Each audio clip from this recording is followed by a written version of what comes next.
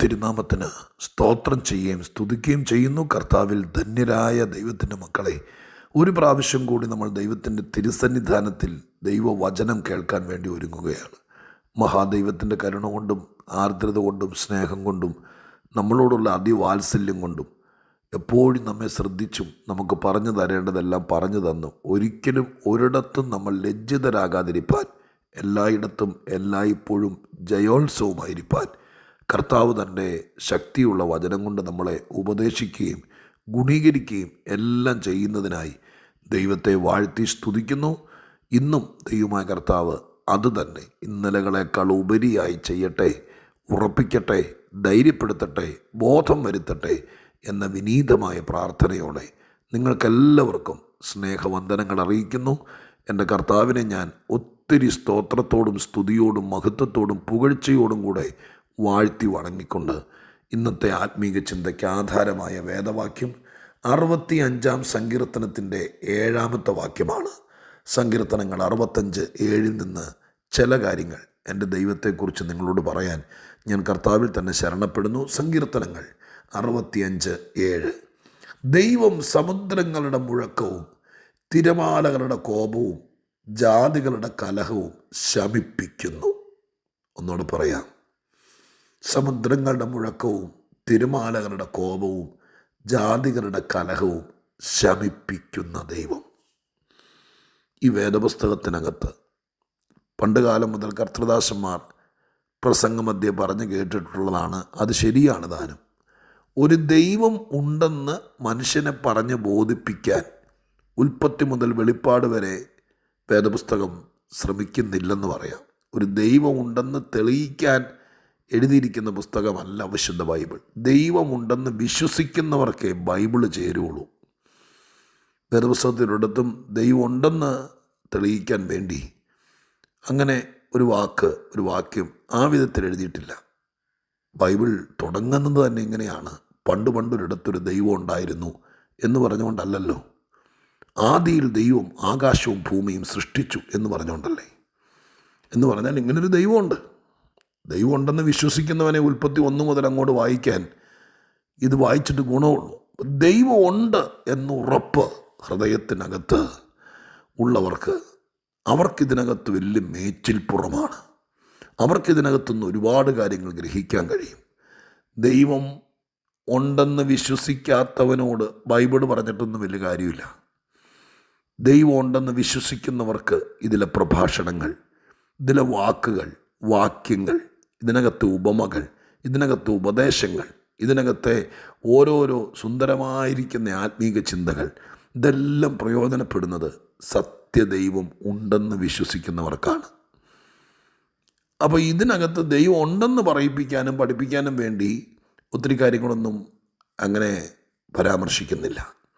എന്നാൽ ദൈവം ഉണ്ടെന്ന് വിശ്വസിക്കുന്നവരോട് ഈ ദൈവം എന്തൊക്കെ ചെയ്യും മനുഷ്യർക്ക് വേണ്ടി പ്രപഞ്ചത്തിൽ, ഈ ഭൂമിയിൽ, ലോകത്തിൽ 24 മണിക്കൂറും ആകാശത്തിലും ഭൂമിയിലും കീഴെ പാതാളത്തിലും സമുദ്രത്തിലും അന്തരീക്ഷത്തിലും ഈ ഗ്രഹങ്ങളിലും ഭൂമിയിലുമൊക്കെ എന്താണ് ദൈവം ചെയ്തുകൊണ്ടിരിക്കുന്നത്, ദൈവത്തിന് എന്തൊക്കെ ചെയ്യാൻ കഴിയും. ഞാൻ പറയുന്ന വാക്കൊന്നോടെ ശ്രദ്ധിച്ച് കേൾക്കണേ.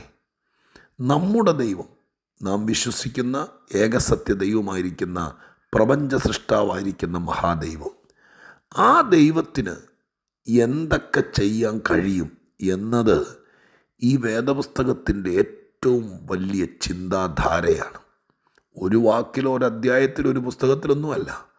തുടക്കം മുതൽ ഒടുക്കം വരെ ദൈവത്തിന് എന്ത് ചെയ്യാൻ കഴിയും, എനിക്ക് വേണ്ടി, ഈ കാലഘട്ടത്തിന് വേണ്ടി, എൻ്റെ കുടുംബത്തിന് വേണ്ടി, എൻ്റെ മക്കൾക്ക് വേണ്ടി, എൻ്റെ കുടുംബജീവിതത്തിന് വേണ്ടി, എൻ്റെ ഞെരുക്കം മാറാൻ വേണ്ടി, എൻ്റെ ജീവിതം മാറാൻ വേണ്ടി, ഞാൻ സമാധാനപൂർണ്ണനാകാൻ വേണ്ടി, ഞാൻ കുറച്ചുകൂടെ ആത്മീക ബലം പ്രാപിക്കാൻ വേണ്ടി, എന്നെ ശത്രു ഉപദ്രവിക്കാതിരിക്കാൻ വേണ്ടി, ഞാൻ പാതാളത്തിൽ പോകാതിരിക്കാൻ വേണ്ടി, ഞാൻ പറഞ്ഞാൽ തീരില്ല ദൈവമക്കളെ. ദൈവം തമ്പുരാന് മനോലവജാതിക്ക് വേണ്ടി, മനുഷ്യവർഗത്തിന് വേണ്ടി എന്ത് ചെയ്തു, എന്ത് ചെയ്യാൻ കഴിയും, നാളെ എന്ത് ചെയ്യും, എന്ത് ചെയ്തുകൊണ്ടിരിക്കുന്നു, ഈ വക കാര്യങ്ങളുടെ ഒരു ബൃഹത്തായ വിശദീകരണമാണ് ഈ വിശുദ്ധ ബൈബിളിനകത്തുള്ളത്. സാധാരണ ആളുകളൊക്കെ ഇപ്പോഴത്തെ ഒരുപാട് പുതിയ പുതിയ ഭാഷയുടെ ശൈലികളുണ്ടല്ലോ, ടെർമിനോളജികൾ, പുതിയ പുതിയ വാക്കുകൾ. ഇപ്പോൾ പുതിയൊരു ബിസിനസ് വാക്കാണ് ഫീച്ചർ എന്ന് പറഞ്ഞാൽ ഒരു മൊബൈൽ മേടിക്കുമ്പോൾ ആ സെയിൽസ്മാൻ നമ്മോട് പറയും, ഇതിനകത്തെ ഫീച്ചറുകൾ ഞാൻ പറഞ്ഞു തരാം. ഒരു 100 കൂട്ടം ഒരു കൊച്ചു സാധനമാണ്, സോപ്പ് പൊട്ടി പോലെ നമ്മുടെ കയ്യിലിരിക്കുന്ന ചെറിയൊരു സാധനം അല്ലേ. ഇതിനകത്ത് കഴിവുള്ള ഒരുത്തൻ പറഞ്ഞു തരികയാണ് ഇതിൻ്റെ ഫീച്ചേഴ്സ് എന്തൊക്കെയാണ്. അങ്ങനെ വാക്ക് ഉപയോഗിക്കാറില്ലേ? ഇതിനെന്ത് ചെയ്യാൻ പറ്റും, ഇതിനെന്തൊക്കെ സൗകര്യമുണ്ട്, ഇതുകൊണ്ട് എന്ത് ഗുണമുണ്ട്, ഇതിനകത്ത് എന്തൊക്കെ അത്യാധുനിക സൗകര്യമുണ്ട്, നമുക്ക് പ്രയോജനപ്പെടുന്ന എന്തൊക്കെ സൂത്രമുണ്ട്. ഇതല്ലേ ഫീച്ചർ എന്നും പറഞ്ഞുകൊണ്ട്, ഫീച്ചേഴ്സ് എന്നും പറഞ്ഞുകൊണ്ട് അവർ പറഞ്ഞു തരുന്നത്. ഒരു വാഷിംഗ് മെഷീൻ മേടിച്ചാൽ, ഒരു ഇലക്ട്രോണിക്സ് ഉപകരണം മേടിച്ചാൽ, എന്തു മേടിച്ചാലും അതിൻ്റെ ടെക്നിക്കൽ സൈഡിലെ കാര്യങ്ങൾ പറഞ്ഞു തരാൻ വേണ്ടി വരുന്ന, ഡെമോൺസ്ട്രേഷന് വേണ്ടി വരുന്നയാൾ എന്നൊക്കെ വേണമെങ്കിൽ പറയാം. അദ്ദേഹം വരുന്നത് തന്നെ ഇതിൻ്റെ ഫീച്ചേഴ്സ് എല്ലാം നമ്മളെ പഠിപ്പിക്കാനാണ്. ഒരു ഉപകരണത്തിന്, ഇവിടെ ബുദ്ധി കൊണ്ടുണ്ടാക്കുന്ന, പേരും പ്രസക്തിയുമുള്ള ഒരു കമ്പനി ഉണ്ടാക്കുന്ന ഒരു പ്രോഡക്റ്റിന് ഒരുപാട് ഫീച്ചേഴ്സ് ഉണ്ട്. നമുക്കതിൽ പലതും അറിയേല. നമ്മുടെ കയ്യിലിരിക്കുന്ന ഈ മൊബൈലിനകത്ത് തന്നെ എന്തെല്ലാം ഫീച്ചേഴ്സ് ഉണ്ടെന്ന് പിള്ളേർ മുഴുവൻ അറിഞ്ഞിട്ടുണ്ടോയെന്ന് അറിയില്ല. ഇവർ കുത്തിപ്പിടിച്ച സമയമുള്ള തന്നെ ഇവർ തപ്പി എടുക്കുന്നതാണ്. നമുക്കിതൊന്നും അറിയില്ല. നമുക്കിതിനകത്ത് വിളിക്കാനറിയാം, കോൾ വന്നാൽ എടുക്കാനറിയാം, ഒരു വാട്സാപ്പ് മെസ്സേജ് അയക്കാനറിയാം, യൂട്യൂബിനകത്ത് പ്രസംഗം കേൾക്കാനറിയാം. അതൊക്കെ അമ്മച്ചിക്ക് അറിയുള്ളൂ, എനിക്കും അത്രയ്ക്ക് അറിയുള്ളൂ അമ്മച്ചി. ഇതിനകത്ത് കൂടുതൽ നമുക്ക് പരതാനുള്ള സമയമില്ല. പിള്ളേർക്കറിയാം. അല്ല, കമ്പനിയുടെ സെയിൽസ്മാന്, അതിൻ്റെ ടെക്നീഷ്യന് ഇതിനകത്ത് മുഴുവൻ കാര്യങ്ങളറിയാം. എന്നതുപോലെ വിശുദ്ധ ബൈബിളിനകത്ത് കാണുന്ന മഹാദൈവം, ആ വാക്ക് എൻ്റെ ദൈവത്തിന് ഉപയോഗിക്കാമോ എന്ന് എനിക്കറിയില്ല, നിങ്ങൾക്ക് മനസ്സിലാകാൻ വേണ്ടി പറയുക. ദൈവത്തിലുള്ള ഒരുപാട് ഫീച്ചേഴ്സ് എന്നുള്ള വാക്കിന് ഉപയോഗിക്കില്ല. ദൈവത്തിലുള്ള ഒരുപാട് ഗുണഗണങ്ങൾ നമുക്ക് വേണ്ടി എന്ത് ചെയ്യാൻ കഴിയും എന്നത് അതറിയണം കേട്ടോ. അതറിഞ്ഞില്ലെങ്കിൽ ആകുല ചിത്തരായി ദൈവമേ എന്ന് വിളിക്കുകയും ചെയ്യും. BP കയറി നമ്മുടെ ആകപ്പാടെ നമ്മളെ തളർത്തുകയും ചെയ്യും. പക്ഷെ നാം ശാന്തമായിട്ട് തിരുവെഴുത്ത് വായിക്കണം. വായിക്കുമ്പോൾ നാം മനസ്സിൽ സംഗ്രഹിക്കണം, ഈ ദൈവത്തിന് ഇതൊക്കെ അവൻ ചെയ്തവനാണല്ലോ, ഈ ദൈവം തൻ്റെ ജനത്തിന് വേണ്ടി ഇത്രയും കാര്യങ്ങൾ ചെയ്തല്ലോ. അങ്ങനെയാണെങ്കിൽ പണ്ട് ഞാൻ ആദ്യം തുടങ്ങിയപ്പോൾ പറഞ്ഞ പോലെ ഒരു ദൈവം ഉണ്ടായിരുന്നു, അവൻ ഇങ്ങനെയൊക്കെ ചെയ്തു എന്ന് പറയുകയല്ല. ഇന്നെനിക്ക് വേണ്ടി വീര്യം കെടാത്ത, ശക്തി കെടാത്ത, ഒതുങ്ങിപ്പോകാത്ത, ആർക്കും ഒതുക്കാൻ കഴിയാത്ത, കൈ കുറുകിപ്പോകാത്ത, അതൊക്കെയല്ലേ ബൈബിളിൻ്റെ ഭാഷ.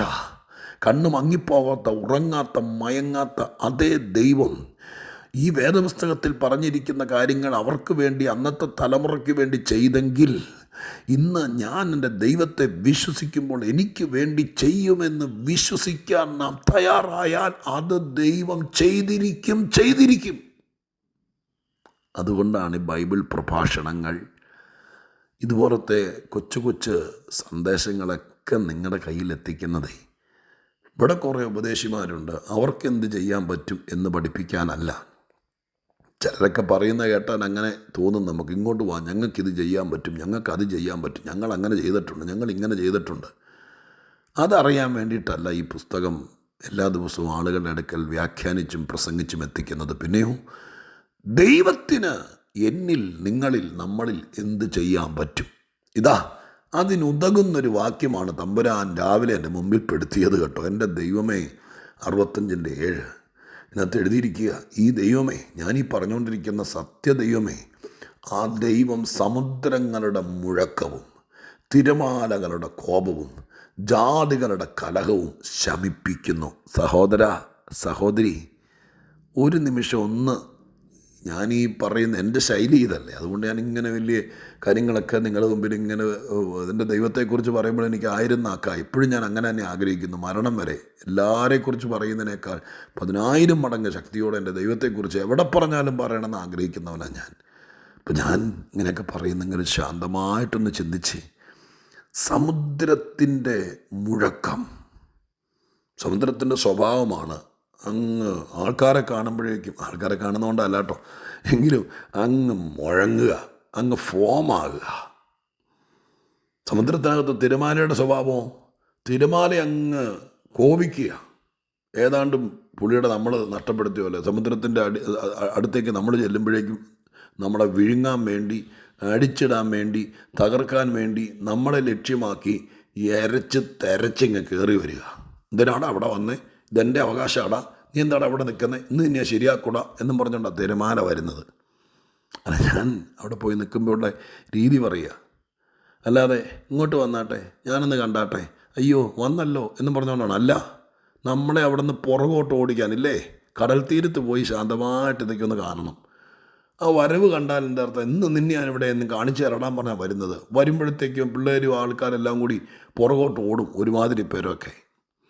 അപ്പോൾ ഇതിൻ്റെ കോപം, ഇതിൻ്റെ മുഴക്കം. ഇനി അതും പോട്ടെ, ജാതികളുടെ കലഹം. ജാതികളുടെ എന്ന് മലയാളത്തിൽ വന്നിരിക്കുന്നതിൽ ഇംഗ്ലീഷിൽ ഞാൻ നോക്കി, മനുഷ്യരുടെ കലഹമെന്ന്. മനുഷ്യന് പൊതുവെ കലഹിക്കുന്നൊരു സ്വഭാവമുണ്ട്. നിങ്ങളുടെ വീട്ടിലുള്ളവർക്കുണ്ടോ? ഉണ്ടെങ്കിൽ ആദ്യം അങ്ങ് അക്സെപ്റ്റ് ചെയ്യണം കേട്ടോ.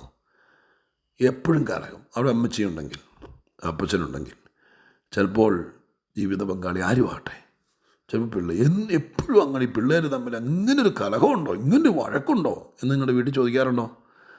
ഉണ്ടെങ്കിൽ പേടിക്കണ്ട. കാരണം എന്താണെന്നറിയാം, മനുഷ്യൻ്റെ പൊതു സ്വഭാവത്തിൽപ്പെട്ടതാണ്. പാടുള്ളതല്ല.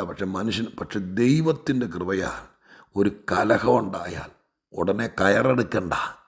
ഒരു കലഹം ഉണ്ടാകാൻ പാടില്ല. അഥവാ ഒരു കലഹം ഉണ്ടായാൽ ഉടനെ വക്കീലിനെ കാണണ്ട, ഉടനെ കടലാസ് എഴുതി സ്റ്റാമ്പ് ഒട്ടിച്ച് തീർത്തേക്കാട എന്നും പറഞ്ഞുകൊണ്ട് പിരിയണ്ടെന്ന്. നമുക്കൊരു ദൈവമുണ്ട്. കലഹം ഉണ്ടായാൽ രണ്ടുപേർ തമ്മിൽ, സ്നേഹമുള്ളവർ തമ്മിൽ, വീട്ടുകാർ തമ്മിൽ, ഒരു ഓഫീസിൽ ചക്കരയും തേനും പോലെ ഒട്ടിപ്പിടിച്ചിരുന്നവർ തമ്മിൽ, ഒത്തിരി കാലത്തെ ബന്ധമുള്ളവർ തമ്മിൽ ഏതെങ്കിലും ഒരു സമയത്ത് ശത്രു ജയമെടുത്ത് ഒരു കലഹം ഉണ്ടായിപ്പോയി. ഇനിയിപ്പോൾ എന്നായി? നമുക്കൊരു ദൈവമുണ്ട്. ഏത് കലഹവും ശമിപ്പിക്കുന്നവൻ. എരുതിയിൽ എണ്ണ ഒഴിക്കുന്ന ഒത്തിരി പേരുണ്ട്, സൂക്ഷിച്ചോളണം. പക്ഷെ നമുക്കൊരു ദൈവമുണ്ട്. ആ ദൈവം കലഹമൊക്കെ കഴിയുമ്പോൾ അടുക്ക് വന്നിരുന്ന് പറയും, എന്തിനെങ്ങനെ കലഹിച്ച് ജീവിക്കുന്നേ? ഒരു ജന്മമല്ലേ ഉള്ളൂ. എല്ലാവരോടും ഇങ്ങനെ കലഹിച്ചിട്ട് എന്ത് കിട്ടാനാ?